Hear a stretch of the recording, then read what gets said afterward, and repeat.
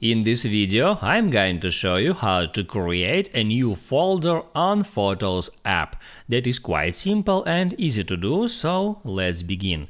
And first, open up Photos app and then right here tap at Albums tab.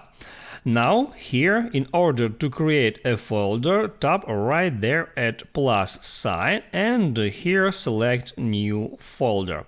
Now there it asks you to give a name for that folder. I'll just type in folder and then hit on Save.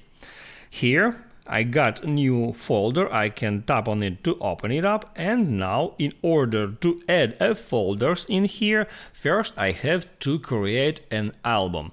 All I have to do in that case is just hit on Edit, then hit on plus sign and select New Album. I can name it, I can just type in album and then hit on Save. Now it shows me up my photos gallery where I can quickly check mark any pictures and then hit on add to add them to that specific album. And once I finished, I can hit on done.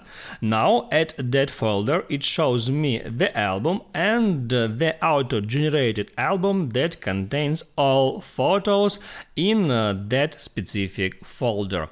And also in any time you can hit on edit and there add some new albums if you want, and also here you can add there and images and then hit done.